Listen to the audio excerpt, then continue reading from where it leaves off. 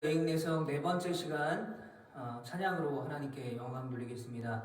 우리 온 땅의 주인이라는 찬양으로 함께 찬양하면서 우리의 마음을 주님께 드리며 나아가겠습니다.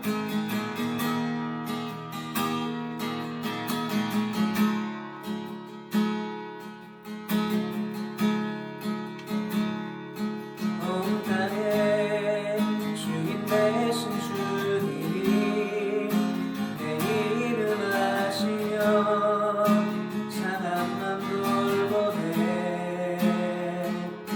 어둠을 밝히시는 새벽별 감망하는 내 맘 주의 길 비추네. 나로 인함이 아닌 주가 행하신 일로 나의 행함이 아닌 오직 주로 인하여 나는 오늘 피었다 지는 이름 없는 꽃과 같네.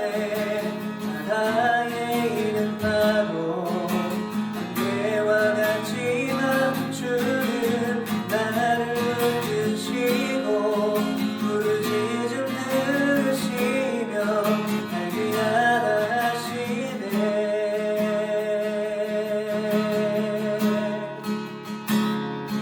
주님은 나의 죄를 보시고 사랑의 눈으로 날 일으키시네. 바다를 잠잠하게 하듯이 내 영혼의 폭풍 고요케 하시네. 나로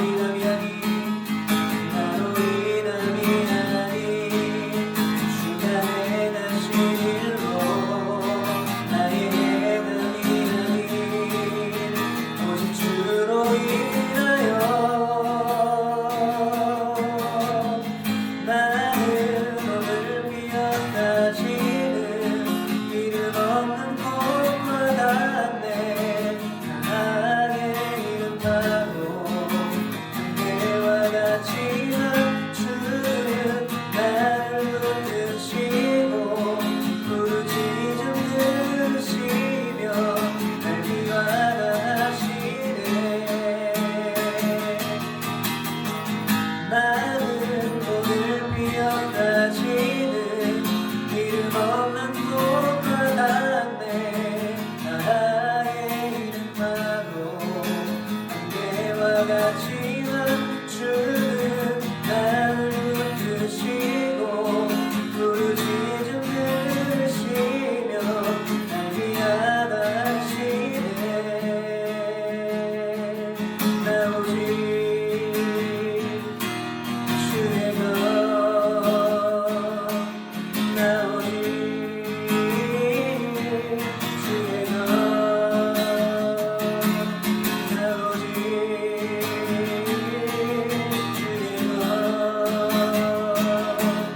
나 오직 주의 것.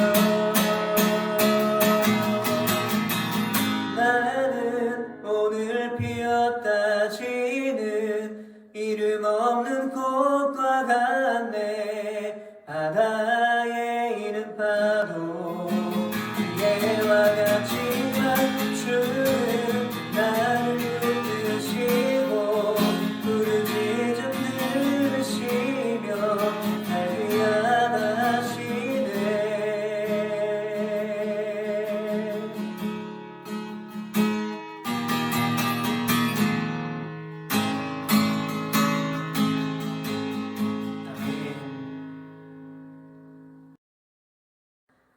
네, 내성 네 번째 시간 느헤미야 1장부터 3장까지 함께 말씀 읽겠습니다. 하가랴의 아들 느헤미야의 말이라. 아닥사스다 왕 제20년 기슬로월에 내가 수상궁에 있는데 내 형제들 가운데 하나인 하나니가 두어 사람과 함께 유다에서 내게 이르렀기로 내가 그 사로잡힘을 면하고 남아있는 유다와 예루살렘 사람들의 형편을 물은즉 그들이 내게 이르되 사로잡힘을 면하고 남아있는 자들이 그 지방 거기에서 큰 환난을 당하고 능욕을 받으며 예루살렘 성은 허물어지고 성문들은 불탔다 하는지라. 내가 이 말을 듣고 앉아서 울고 수일 동안 슬퍼하여 하늘의 하나님 앞에 금식하며 기도하여 이르되 하늘의 하나님 여호와 크고 두려우신 하나님이여 주를 사랑하고 주의 계명을 지키는 자에게 언약을 지키시며 긍휼을 베푸시는 주여 간구하나이다.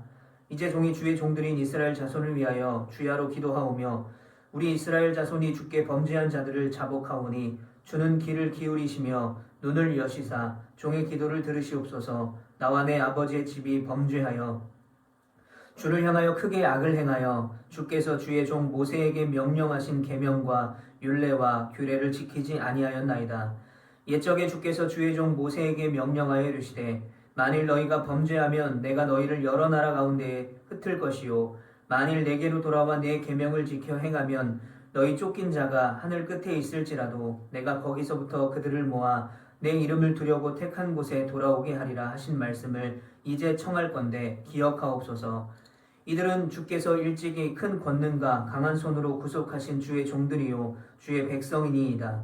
주여 구하오니 귀를 기울이사 종의 기도와 주의 이름을 경외하기를 기뻐하는 종들의 기도를 들으시고 오늘 종이 형통하여 이 사람들 앞에서 은혜를 입게 없소서 하였나니 그때에 내가 왕의 술관원이 되었느니라. 아멘. 네, 2장 읽겠습니다. 아닥사스다 왕 제20년 나사월에 왕 앞에 포도주가 있기로 내가 그 포도주를 왕에게 드렸는데 이전에는 내가 왕 앞에서 수심이 없었더니 왕이 내게 이르시되 내가 병이 없거늘 어찌하여 얼굴에 수심이 있느냐 이는 필연 내 마음에 근심이 있으리로다 하더라. 그때에 내가 크게 두려워하여 왕께 대답하되 왕은 만세수를 하옵소서. 내 조상들의 묘실에 있는 성읍이 이제까지 황폐하고 성문이 불탔사오니 내가 어찌 얼굴에 수심이 없사오리이까 하니 왕이 내게 이르시되 그러면 내가 무엇을 원하느냐 하시기로 내가 곧 하늘의 하나님께 묵도하고 왕에게 아뢰되 왕이 만일 좋게 여기시고 종이 왕의 목전에서 은혜를 얻었사오면 나를 유다 땅 나의 조상들의 묘실이 있는 성읍에 보내어 그 성을 건축하게 하옵소서 하였는데 그때의 왕후도 왕 곁에 앉아 있었더라.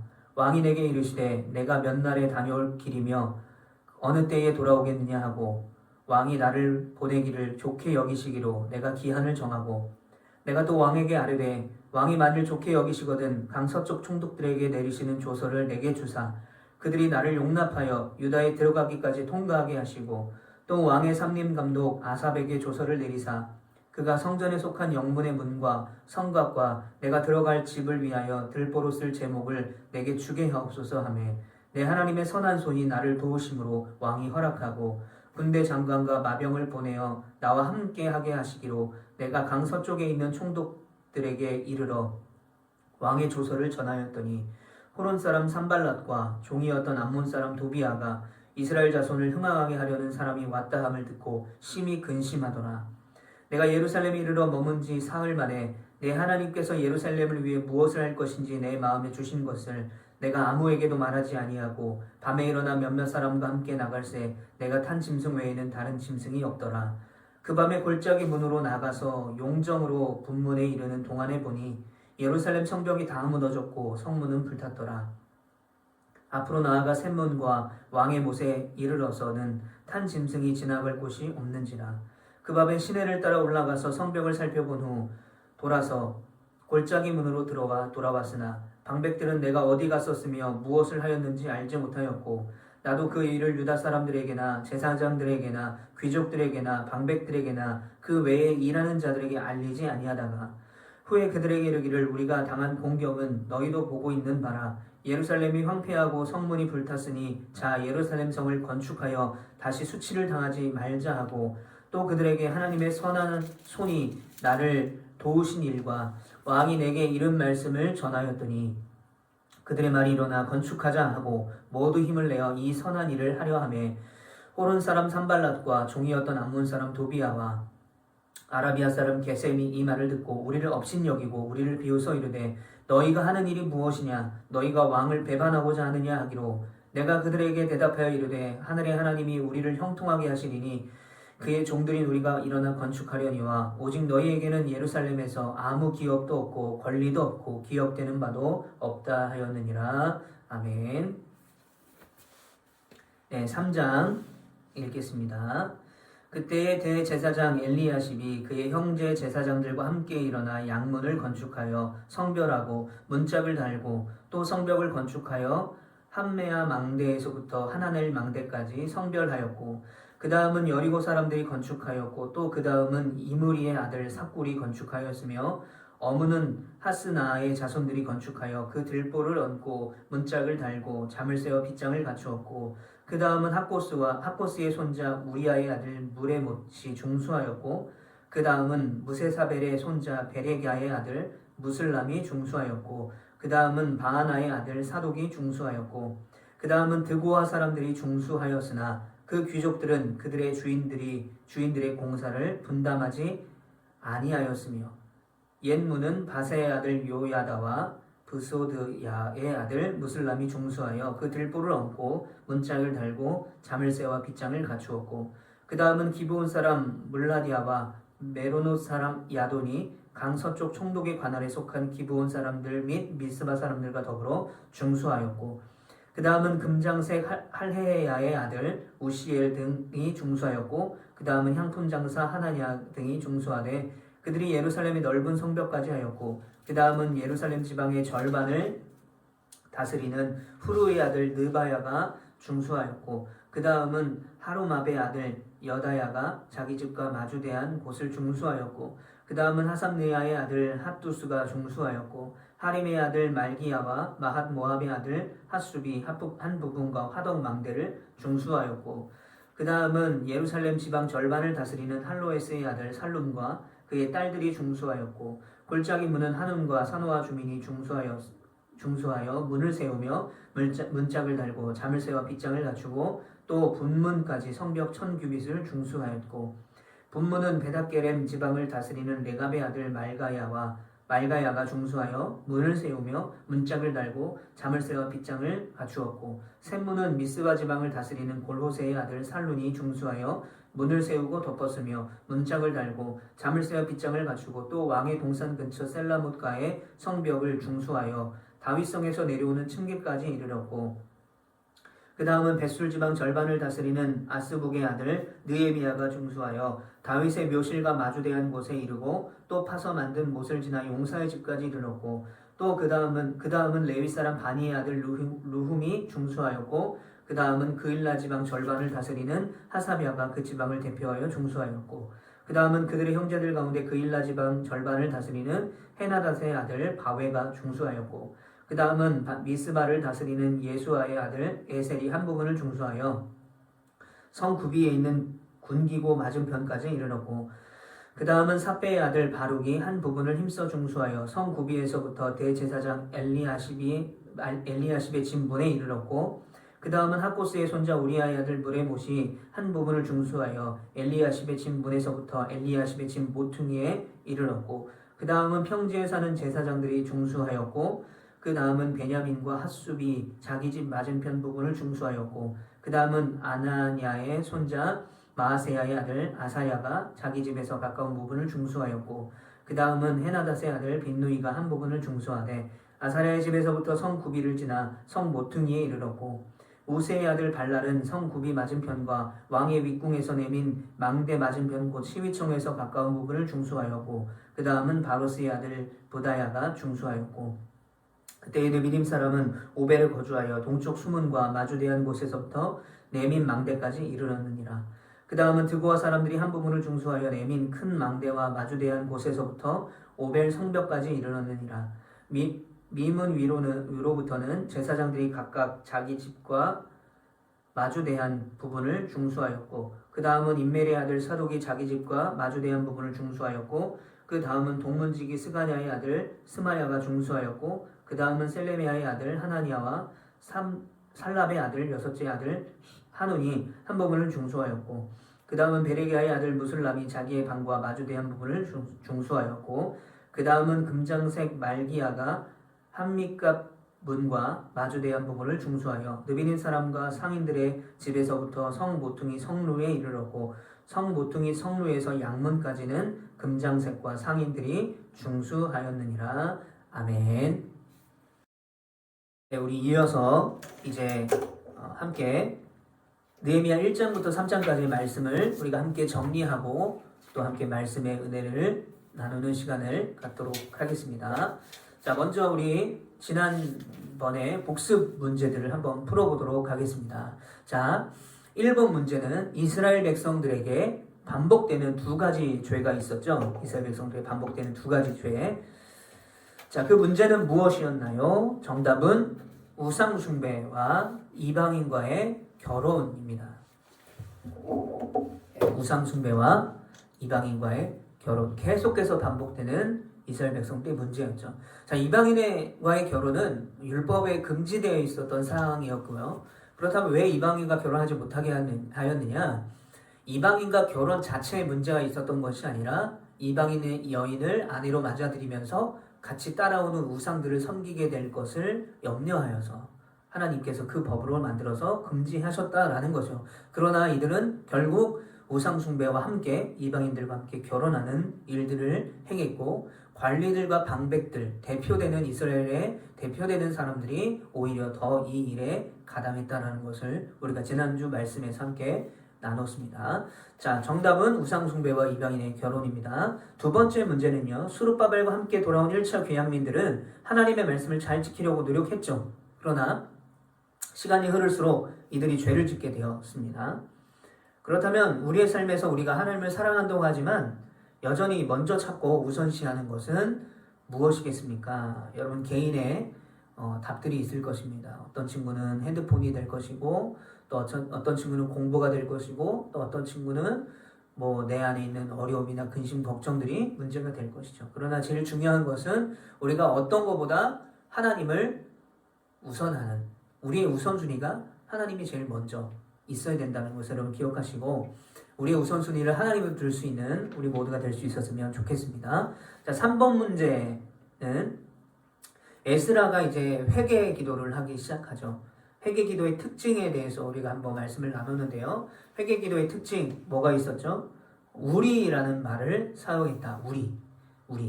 그러니까 이 에스라는 사실 죄가 없었다라고 볼 수 있었는데 에스라가 기도할 때 그 죄를 우리의 죄라고 고백했다는 거예요.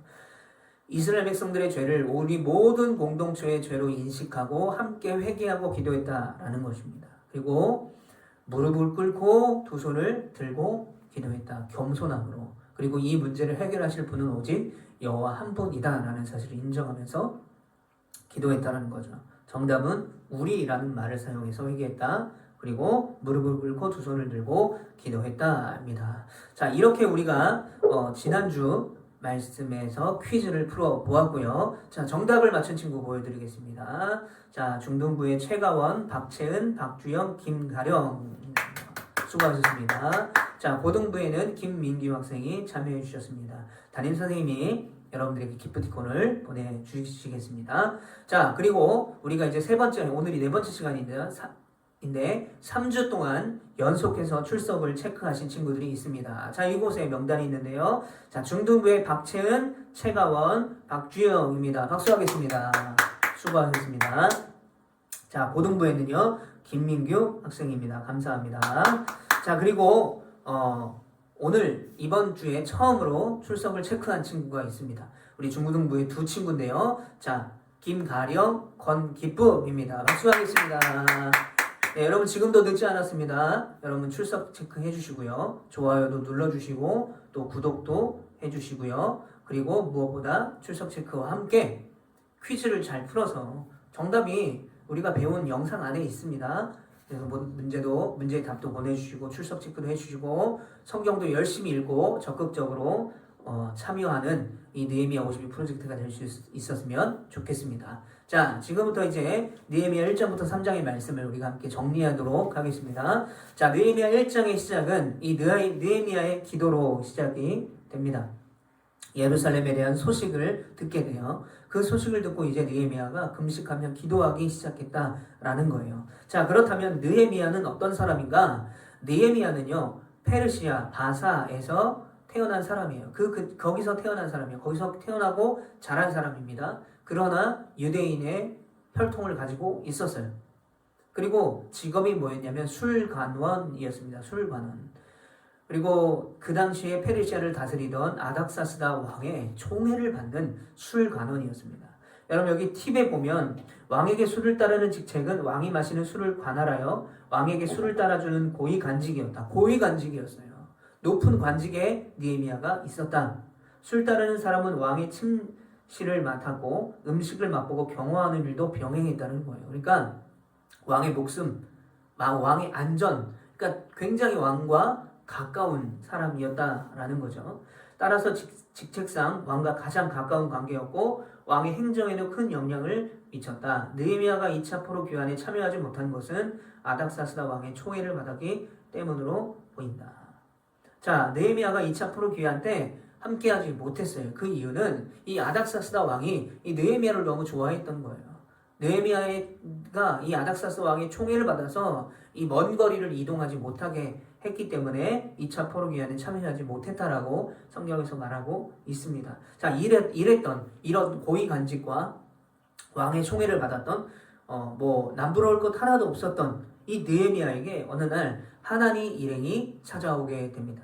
자, 하나님은 성경에서 보면 이 느헤미야의 친동생으로 추측을 할 수가 있는데요. 이 하나님은 포로로 잡혀갔던 사람이었어요. 오랜만에 이 하나님가 이 느헤미야를 찾아서 페르시아로 오게 됩니다. 그래서 느헤미야를 찾아왔는데 이제 느헤미야가 이 하나님 일행에게 그래 동생아 네가 갔던 예루살렘 이스라엘의 상태는 지금 어떻니? 라고 물어봤을 때 그가 뭐라고 대답해요? 아이고 말도 마세요 형님. 지금 거기에는요 성벽이 무너졌고요 성문이 불탔고요 많은 사람들이 어렵고 힘든 삶을 보내고 있고요 우상 숭배를 하고 그들이 재건하려고 했던 성전 재건은 멈추어 있는 상태입니다. 라고 고향의 소식을 전했어요.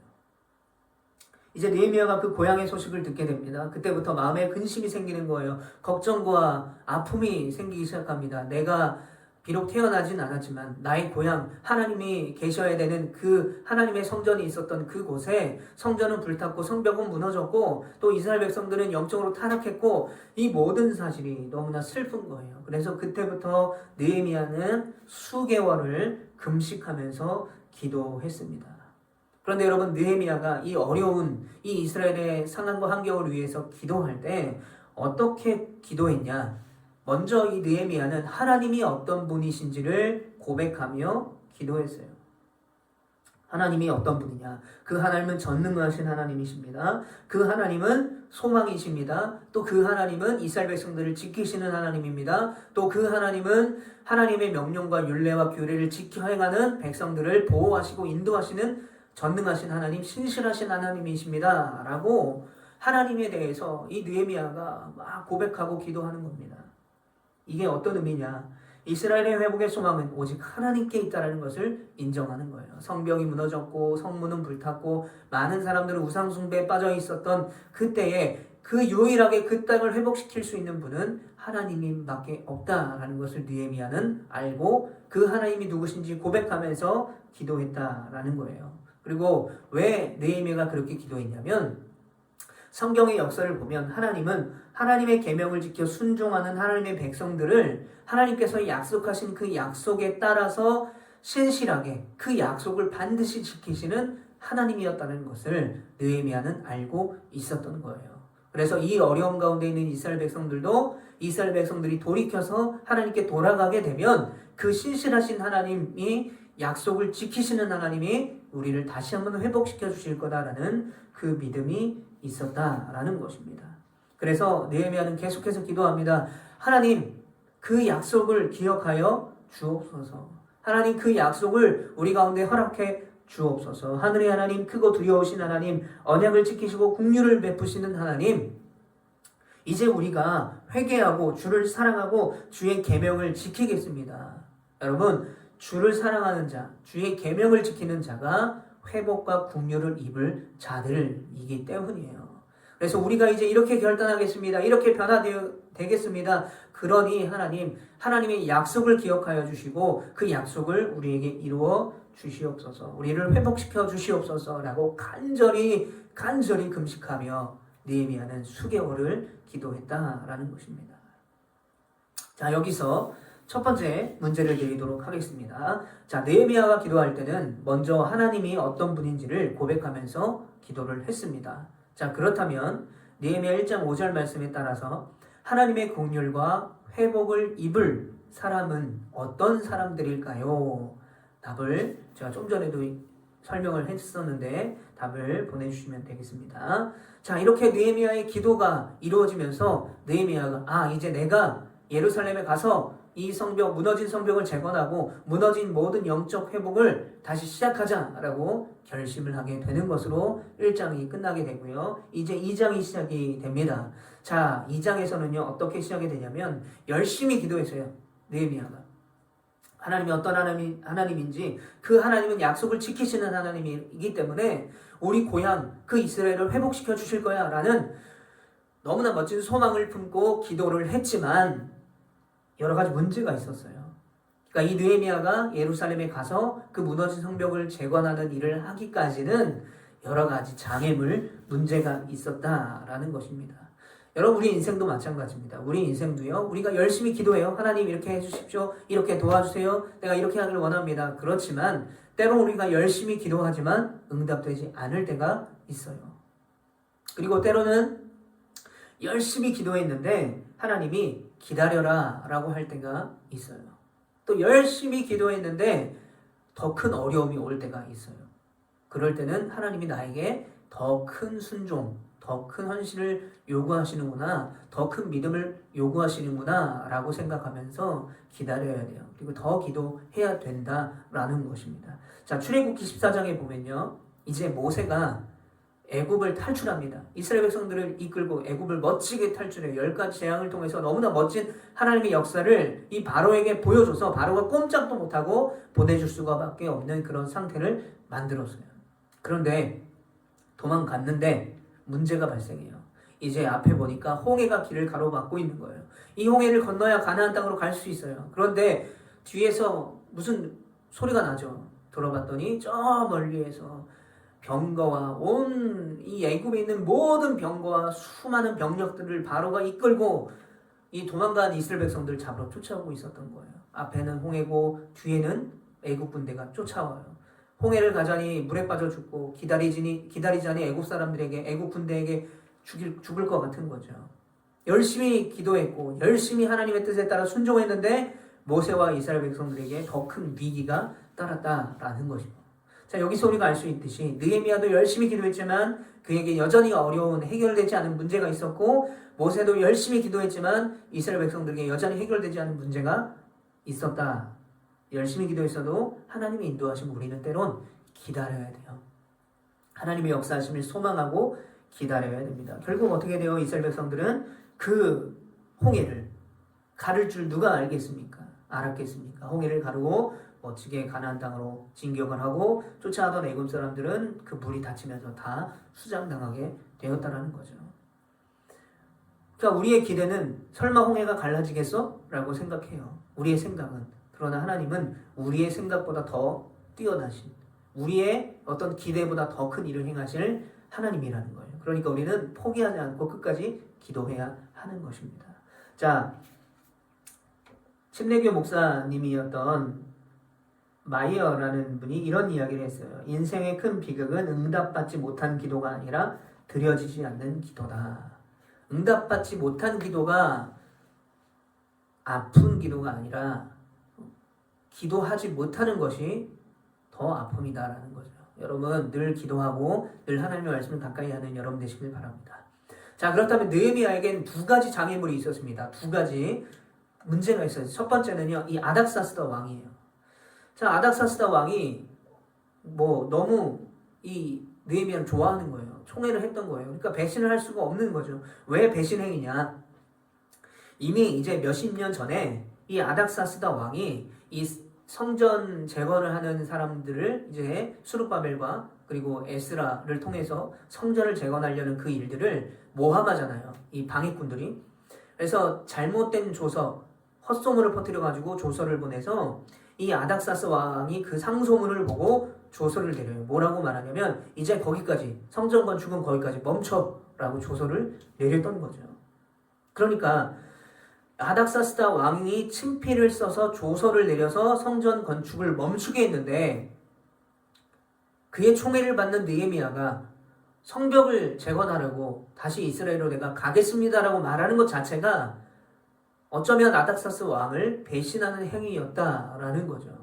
그러니까 이 느헤미야가 걱정하는 거예요. 느헤미야가 잘 섬기고 있던 왕이었던 아닥사스다 왕, 그의 총애를 받았던 그런 상황들. 그러나 고향의 소식을 듣고 그곳에 가서 성벽을 재건해야 되는 그런 하나님의 응답과 인도하심을 받은 느헤미야 마음이 충돌하기 시작한 거죠.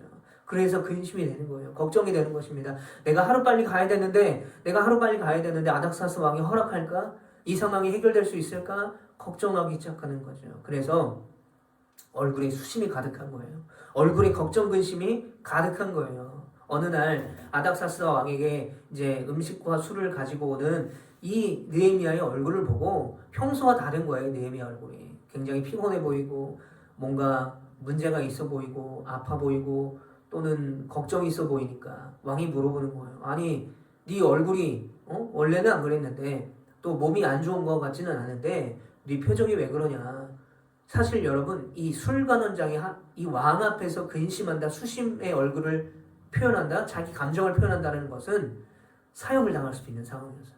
이 당시에 그 왕은 막강한 권력을 가지고 있기 때문에 어디 나에게 음식을 바치는데 나에게 술을 갖고 오는데 그런 똥심한 표정을 해? 라고 하면서 야 얘 데려가서 죽여! 라고 할 수도 있었어요. 그러나 아닥사스다 왕은 이 느헤미야를 너무 좋아했어요. 신임했어요. 총애했어요. 그러니까 아닥사스다가 보기에 이 느헤미야 얼굴에 걱정이 가득하니까 물어보는 거죠. 왜 너 무슨 일이 있니? 라고 물어봐요. 그러면서 이제 여러 가지를 다 설명을 하죠. 느헤미야가. 그랬더니 아닥사스 왕이 갑자기 이렇게 말하는 거예요. 그러면 내가 무엇을 원하느냐. 드디어 이 느헤미야의 말을 들어주기 시작했다는 거죠. 그래서 이 느헤미야가 왕에게 기회는 이때다 라고 하면서 두 가지 조서를 내려달라고 허락을 요청합니다. 첫 번째는 자기가 지금 이스라엘에 가야 되는데 이스라엘까지 갈 때 통과하는 모든 성들이 있는데 그 성들을 통행할 수 있는 통행증을 주십시오. 왜냐하면 그 당시에 모든 그 식민지를 다스리는 나라는 페르시아였기 때문에 페르시아 왕의 조서가 있으면 그냥 다이렉트로 통과할 수 있었다는 거죠. 두 번째는 공사, 이제 성벽을 재건해야 되니까 그 공사에 필요한 목재를, 좋은 목재를 구할 수 있도록, 무료로 구할 수 있도록 증서를 써달라는 거죠. 자, 여기에는 무슨 뜻이 담겨져 있냐? 왕이여, 저를 예루살렘으로 보내주세요 라는 뜻이 담겨져 있는 거죠. 그랬더니 왕이 어떻게 됩니까? 허락을 합니다.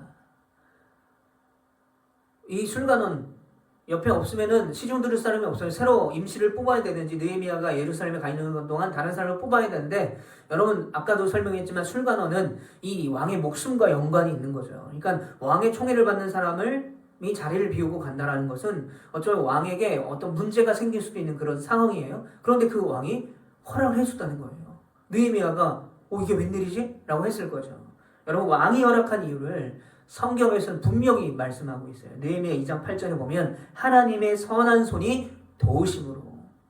그러니까 아닥사스다 왕이 이 느헤미야를 예루살렘으로 보내주고 또 통행증을 써주고 또 목재를 구할 수 있는 증서를 줄 수 있는 그 모든 조서까지 완벽하게 써준 허락한 이유는 아닥사스다 왕이 뭐 자비가 많아서 사랑이 많아서가 아니라 하나님이 그 가운데 역사하셨다라는 거예요. 여러분 모세가 이스라엘 백성들 마찬가지죠. 건널 수 없는 홍해를 건넜어요. 느헤미야도 마찬가지예요. 아닥사스다 왕이 허락하지 않을 것 같은 그런 수많은 이유들이 있었는데 허락을 하게 했어요. 그게 누가 하신 거예요? 모세를 홍해를 가르게 한 것도 하나님이시고 이 아닥사스다 왕의 마음을 열어준 것도 하나님이었다. 결국 우리의 기도는 누가 들어주신다? 하나님이 들어주신다.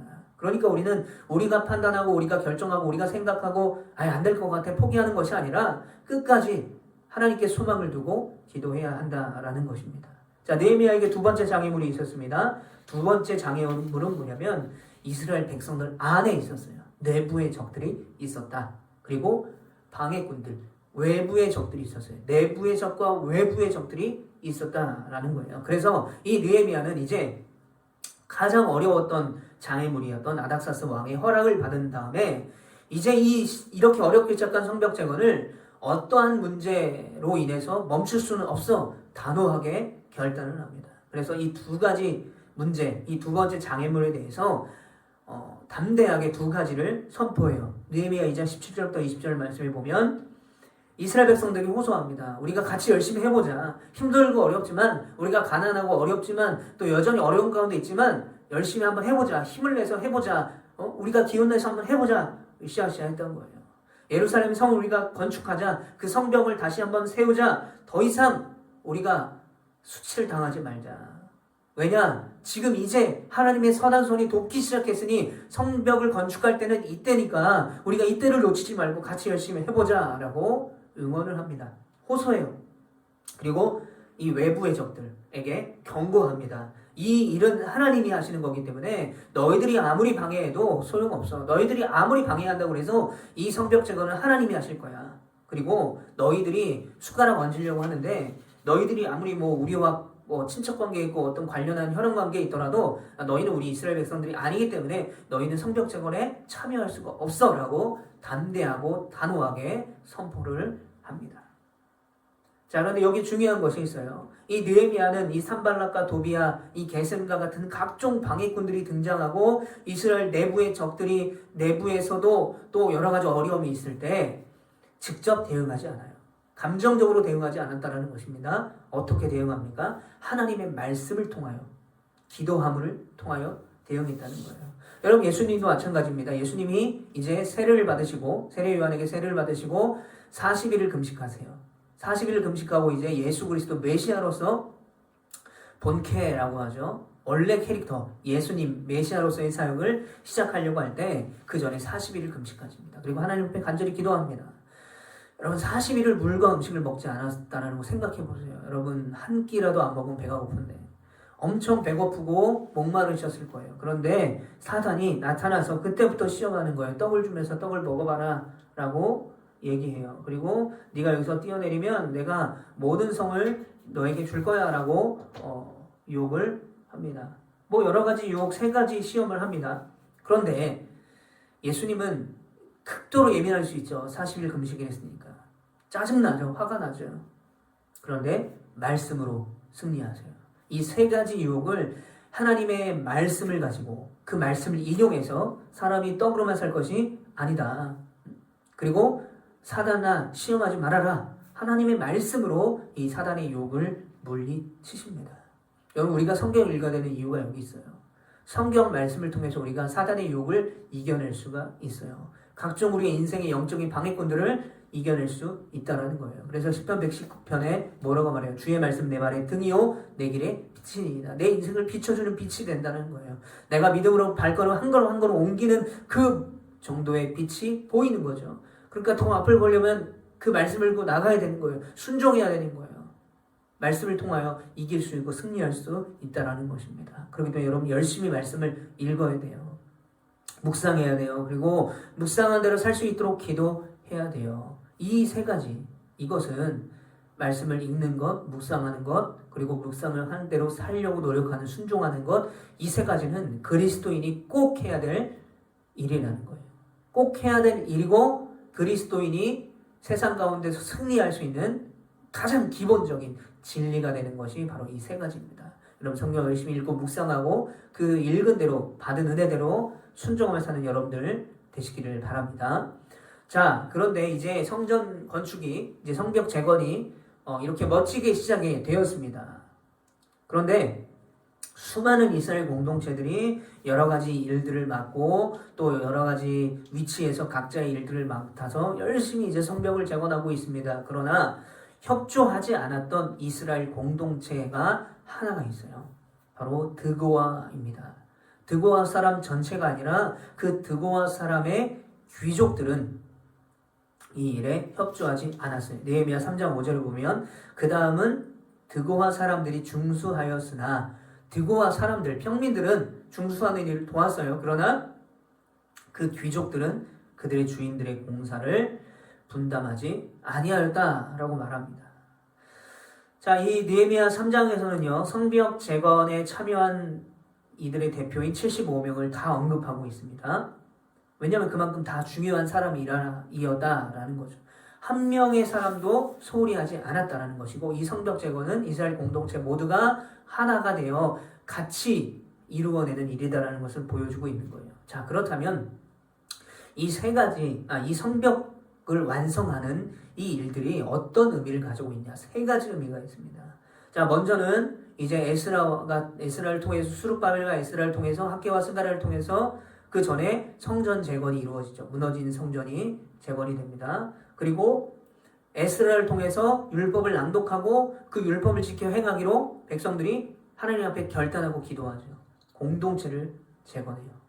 그리고 이제 남은 무너진 이제 그 성전이 있는 그곳을 지켜내는 성벽들을 재건했다는 거죠. 성벽 완성의 세 가지 의미는 성전 재건, 공동체 재건, 성벽 재건이었다. 안팎을 다 재건했어요. 이스라엘 백성, 그 재건하는 일에 같이 했던 이스라엘 백성들도 재건시켰다라는 것입니다. 자, 그러면서 이제 이 성전 재건이 잘 이루어지고 있어요. 성벽 재건이.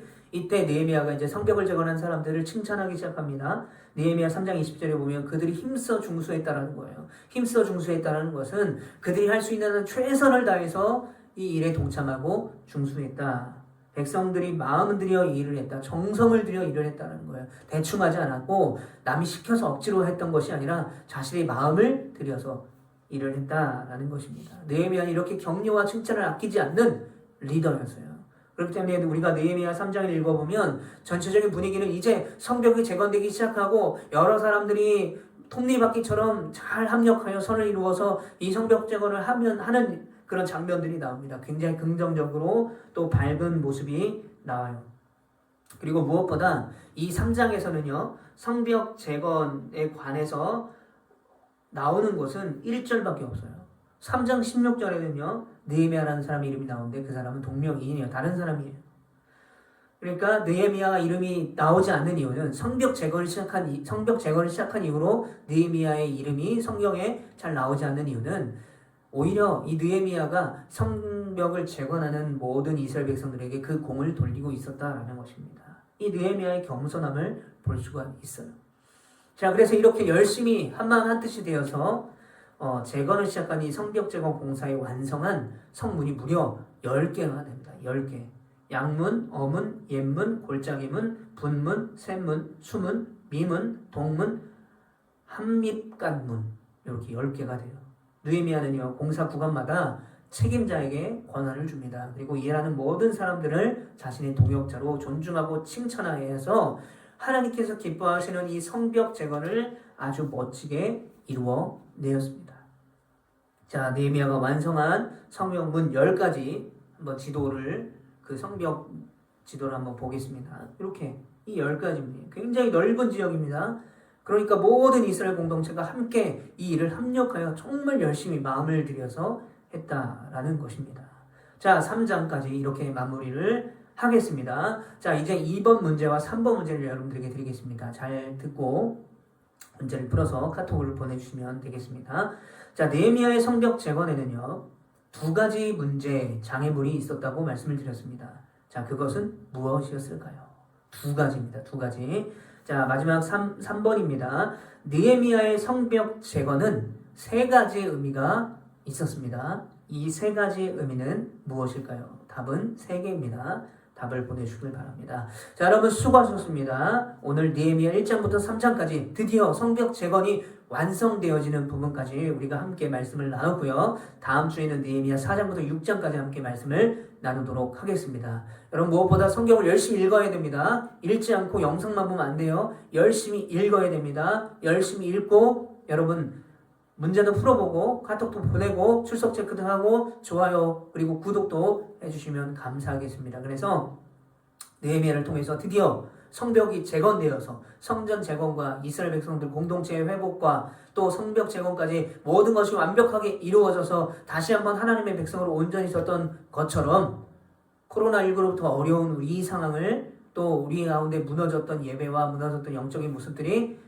우리도 역시 회복되어지는 그런 귀한 역사가 이 느헤미야 52 프로젝트를 통해서 일어나기를 간절히 축복합니다. 감사합니다. 수고하셨습니다. 마치겠습니다. 우리 하나님께 영광의 박수 올리겠습니다.